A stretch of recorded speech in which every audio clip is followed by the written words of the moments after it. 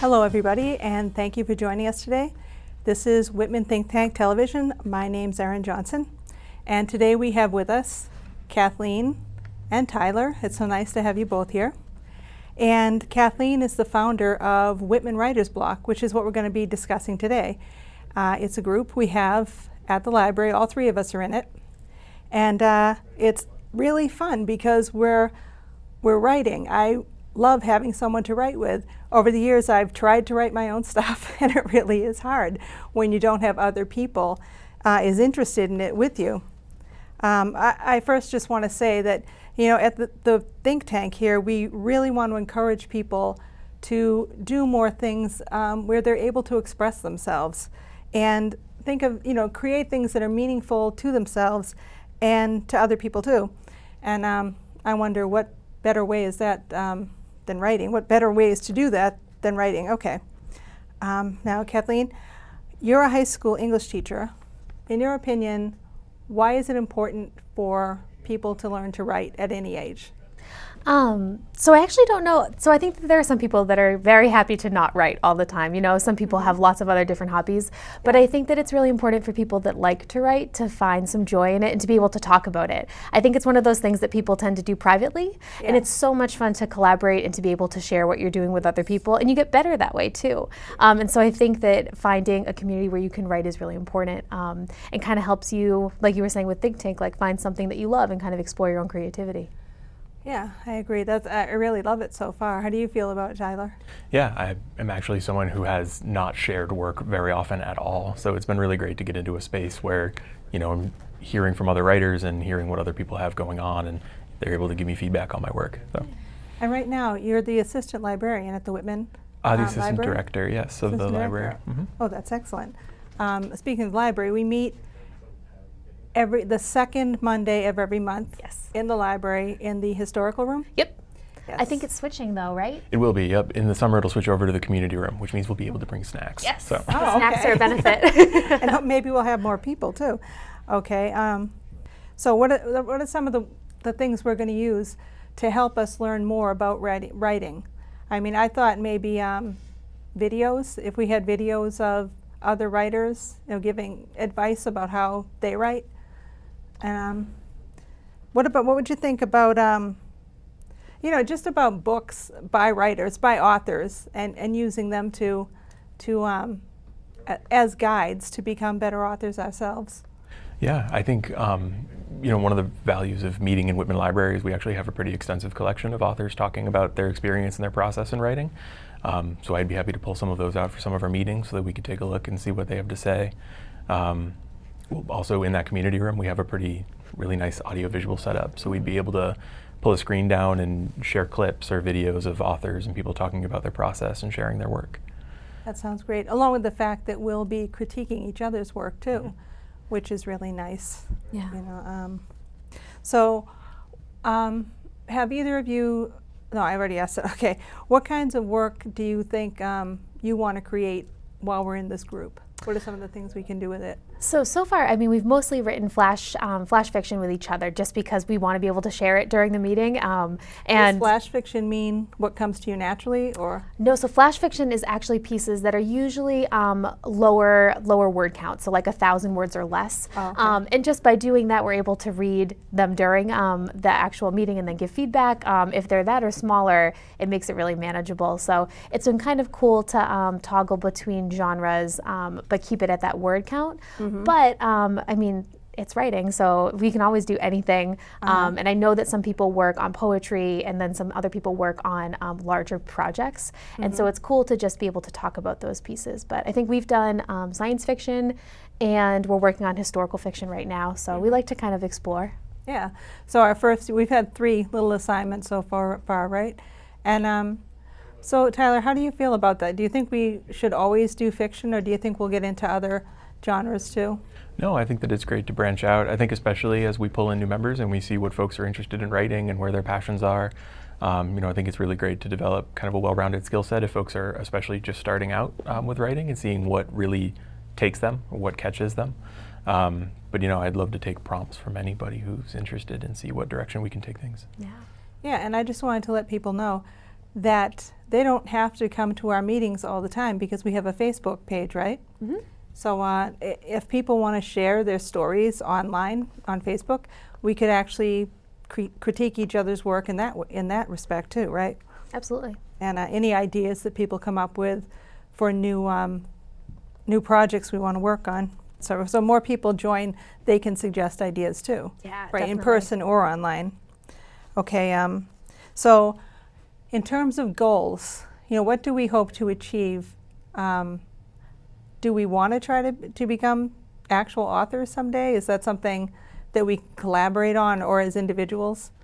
Well, I think for the club, the goal for the club is really just to have a space that people can come and write. Yeah. I teach English, and so I see all these kids with these clubs, and they really can find their own niche and explore it. And I get so jealous of them because there are things like that in the community, but there could definitely be more. So it's cool to just kind of build upon that, and the more people that like to write that find out about it, they can join.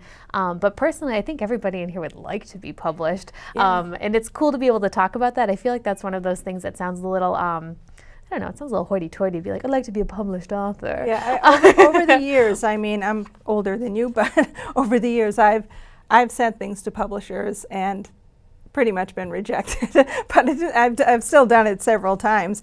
But I really like this because when you write by yourself and then you send something in for somebody's approval, there's nothing in between. Mm-hmm. You don't know if you did a good job or not. And this way, it's just nice to talk to other people who are in the process at the same time.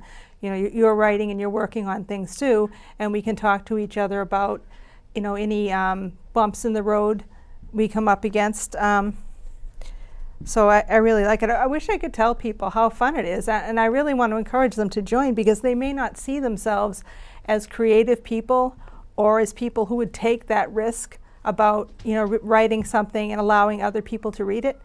But we're not judgmental people.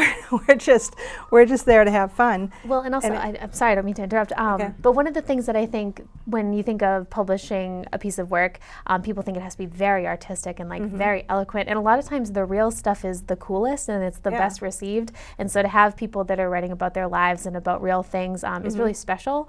And it's also, I don't know, it's much more interesting to publish. And so it's nice to kind of be able to talk about all of that content. Yeah, I don't think people sometimes realize that they're interesting until they start writing. Yeah. And when they really start writing about what they know and where they've been and the things they've done, they realize they've had kind of an interesting life, and that's part of the fun of it. There are a couple places that people can submit to. So I know that we're going to be working with them as a group, but there are a couple websites. Like I use Submittable. I don't know if that's like a plug for them on here, but it's a really cool place where depending on what type of, if you write poetry or if you write flash fiction or longer things, you can look and see if there are contests that you can submit your work to. And you used to have to print out this huge manuscript and send it off and hope that it got read, but now it goes directly to people, and you can kind of follow it. So it'll say that it was received. You can say that see if it was accepted or rejected. And it's a nice way to kind of focus in on different things that might actually want your work. You can focus on the ones that are looking for your specific brand. Okay. That had not been on my radar prior to our first meeting, and I've been really enjoying kind of taking a look at that. So that was great. And I think Amazon has something like that too. You can write a little book, and they'll print it up for you and they'll publish it, and it's to order, as opposed to if you the other way has always been, if you can get someone to publish your book, they'll publish it and they'll distribute it to bookstores, and it's a much longer process, and you have to be better because they're obviously putting a lot more money into it, and they don't know if anybody's going to buy it until they actually put it out there. So so this way it's to order, so it doesn't cost them as much, and if friends and family anyway will buy it. When I'm talking about what it's like to write, sometimes I find it really hard to start. I don't know about you, but we did that. We did the topic of science fiction as one of our, and I just Googled famous monsters because I didn't know where to start.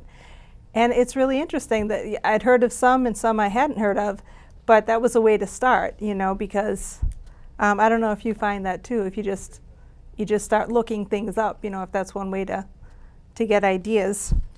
Absolutely. I think especially with science fiction, there's a lot of different things out there. There's just a lot of theories. And so when we did the science fiction, I just Googled, I wanted to do one kind of like on the climate or on like human population. And so I Googled scientific theories for that, and so much comes up. And it's actually really fun to create a piece of fiction off of this tangible thing that kind of is just out there. So that one was really fun. I liked that. And then for the historical figures, I mean, you just look up anyone for our historical fiction. Yeah, I am a profoundly unexciting person, and I feel like I come up with a lot of ideas by Wikipedia surfing, because that's how I kill a lot of time. So, It's because I really think a lot of people, it's called Whitman writer's block, and I think some people feel it immediately. They want to write something, and they just feel like they don't think there's anything in there to actually start writing down. And doing a little research can help you with that. You know, getting something else to write about other than what just pops into your head. You know, so I think that's great. So when we're going through this, do you know of any specific other techniques that work? That's about the only one I know, is to kind of brainstorm, which we haven't done because I've done it with myself, but look things up a little bit. But what do you think about that idea, that if we actually had a topic and then we just brainstormed about how to make a story out of that? Or do you think that would be fun? yeah, I think that would be a fun process. There's, Kathleen can correct me on this, but I think that's a pretty common tactic in a lot of creative writing classes, is to kind of get that process started collaboratively and then see where people want to go from there. You know, even making games out of it, like having everybody write a sentence and just kind of see where that takes the group, and letting that be the prompt for a little while. Or, you know, I think there's a lot of ways that we can kind of bring different people together and try to find stuff to write together. And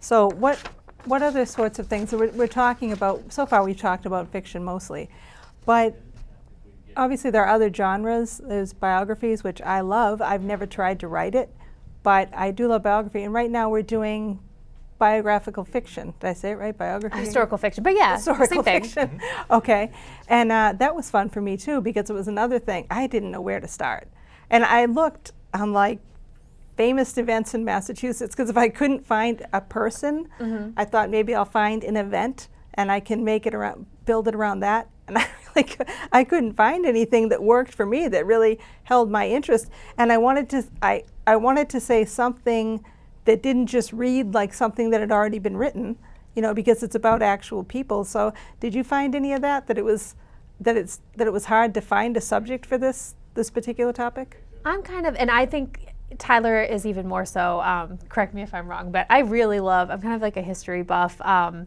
just not as good at remembering the dates, but I love, like, especially American history. I think it's so cool. And so I can't figure out which one I want to choose, because I think it's really fun. There's an author named Anne Rinaldi. It's like mid-grade, maybe 7th grade, novels that she writes, but she takes these specific instances and then creates a character to be a part of it. So like one of them was Thomas Jefferson's plantation, and then she created a character that would like interact with things that had actually happened. And then she did the Boston Massacre and created like, I think it was Paul Revere's niece or something like that, like someone that wasn't anything, maybe didn't even exist, and then kind of pushed her into this world. And so I think finding all those little events and then like bringing this character that you can create new things into that is really fun. So I'm actually having trouble narrowing one down. Okay, and in terms of nonfiction, I don't know, would it make sense for us to try to write like a newspaper article or something? I mean, we don't really have a newspaper, but maybe we could put a mock newspaper together someday, just to experiment with what it'd be like to write an article, whether we actually interviewed somebody we know, or just something like an editorial where we could kind of state our opinion on something. Yeah, I think that would be a lot of fun. I trend towards writing a lot of nonfiction anyway, so I think that would be a really kind of fun exercise to talk to folks about what they're interested in writing and what their process is going to be there. You know, I think we could structure it alongside a newspaper. We could even just have it be kind of a general article structure if folks are interested in writing on a topic that might not otherwise appear in a paper, but I think that would be a lot of fun. Yeah, really cool. Okay. So I really want to encourage other people to join this because it's so much fun. And we'll be writing about various different types of genres, and we'll have input from other authors, and we'll be able to critique each other's work. So that's great. I'm just wondering, are there any genres that I'm not thinking of? I mean, I mentioned a few, but are there any like that are coming up, or that you think we should work on in the near future? I mean, right, when I work on historical fiction, and what other kinds of things are they like in the nonfiction genre that we could work on? So if it's not in nonfiction, but I know our first meeting, Tyler wrote this really beautiful piece that was kind of realistic fiction, and I think that that's something that we haven't looked into too much yet. So I definitely trend towards like fantasy and science fiction and all those things. But some of the most beautiful pieces are the pieces of fiction that are based in real life, and so I think it'd be cool to throw that into the mix as well. Were you thinking of anything? I mean, I promise around October I'm going to vote for something spooky. So drinking some horror or something. Yeah. But I know something I've never tried, and I wonder if I could actually do it if I tried it, is poetry. That doesn't come naturally to me at all. It seems so creative that I wouldn't know where to start. I mean, is it supposed to rhyme, or is it, can it just be like a narrative? I think that's the best thing, is that there's no answer. You can kind of write whatever you like to read, and poetry can be long or short, and it is kind of fun to play around with it, especially if you don't write poetry that much, because you can it's endless. You can do whatever you want. And it's a great idea to link back to your pitch for having like video and stuff in it too, to be able to show other poets performing their work and see kind of how diverse the range of poetry can be and how free you are just to write whatever it is that you're feeling. So I just thought of something that I really wouldn't know where to start with this, but would you think like writing a play or some part of a play would be a fun thing to do if we did it together or separately, just an idea?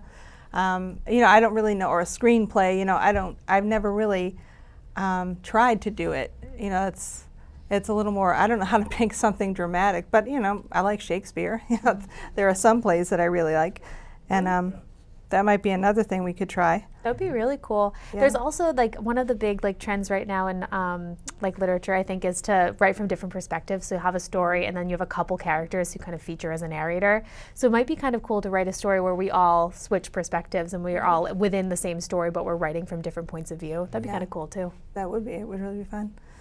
One thing I learned about this that I really like is that even in this past few weeks, and past few months, I've really been able to get in touch with more things that are important to me.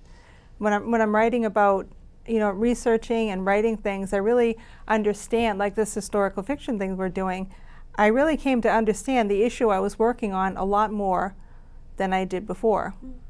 I took one person from history, and she had an interesting story, and I just kept reading it, and there was some controversy in it, and it helped me get through the controversy, and it was something that I didn't think I could really figure out on my own. And when I started writing about it, I really started to understand the issue. So I hate to be so ambiguous about it, but I don't know if you found that too. No, absolutely. And then is it the piece you were talking about? You wrote about the woman who kind of goes through her life and it related back to the current events. Is that the one you're speaking to? Yeah. Yeah, I think that's great. And I think that's one of the reasons why people might really like kind of diving into writing if they haven't tried it, or might come to the club if they write, is because it is kind of a good release too. It's a little cathartic to write about things that you interact with. And one thing I was really excited about was, for years I've wanted to write the way, when I look at a book, one of my favorite books is Uncle Tom's Cabin. And when I look at that book, the page itself looks like art to me. And maybe I'm just, overly sensitive to this, but I tend to write. My background is a little scientific because my degree is actually in nutrition, which isn't that creative. So I tended to write just fact after fact, paragraph after paragraph, and it looks boring as opposed to, and like that book, Uncle Tom's Cabin, you see quotes and a lot of punctuation and things. And I finally came up with I said, I'm going to go through here, I'm going to use every type of punctuation I can imagine, and spacing and paragraphs, and see if it finally looks like what I like to see, which isn't necessarily the content, but when I see things written that way, I just think it looks more artistic. I don't know if that's just me or if that's something that other people care about. No, I think that's really big right now. There are a lot of books that kind of intermingle poetry and prose, and not only is it a really cool feel when you're reading it, but the aesthetic is really nice. Like it's really, it breaks up the reading, and your brain just kind of gets to like feed upon the message, but in a lot of different mediums. It's really cool. I like I like that too. Yeah, there's a relatively recently published book called Finding Baba Yaga that plays a lot with verse, and it does some really interesting stuff, and it's a linear narrative, but it's presented in verse, and so there's a lot of license there when you're playing around, and it's a really interesting way to write. Cool. Yeah. Do you have that at the library? We should. I'll take a look. I'll have to check. Okay. And so I already mentioned that they can find us on Facebook if they need to. And I just wanted to mention, Kathleen, that you are a high school English teacher, but you're also interested in tutoring other people if they need absolutely. it. Specifically in English or a type of writing or anything? Yeah, English, critical reading, but writing specifically, I don't know. I really enjoy it, and then most of my school has been in like writing in the different modes, so if anybody needs help, I'm here. Okay, do you want to let people know how to contact you? Sure. If you're looking for an English tutor, you can contact me at k.evans, EVANS, 0804@gmail.com. And it doesn't have to be anything specific like school, just if you need some help, I'm here. Okay, thank you. And so I think we're about ready, unless you have anything you'd like to add. I mean, I can't say enough that it's really fun and it's really creative, and I really hope people try it because they can write about anything they want. Anything they want to write about could be really fun, and we might be able to think of a way to get published. I know there are some local publishers, and maybe they would be happy to see it, to consider what we've done. And so I just, again, want to invite everybody. We meet once a month, the second Tuesday of every month. And, the time, excuse me, the second Monday. And what time do you make? 6 p.m.? Yeah, 6 to 7 p.m. Okay, the second Monday of every month, 6 to 7 p.m. in the library's historical room, which is changing to The community room. The community room in the summer. And are we going to go all summer, July and August too? Or? Yeah, I think so. Okay. There's only 3 of us, so yeah, we'll have most of our attendance. Okay. And I just wanted to remind people, I just wanted to thank people for being here tonight. If there's anything else you want to talk about before I forget? No, thank you for having us on. And then thank you, Kathleen, for putting this whole thing together. Yeah, I think just it's been great. say it that Kathleen had pitched this to the library to kind of use the space, and which is something that anyone can do too if you're interested. To go to whitmanpubliclibrary.org and let us know if there's anything you'd like to see happen. But this has been amazing, so thank you for putting this together, Kathleen. Thanks for being in it, guys. Okay. So that's about it for our Whitman Think Tank today. Thank you so much, people of Whitman and Hanson, for viewing us, and we hope you will again. Thank you.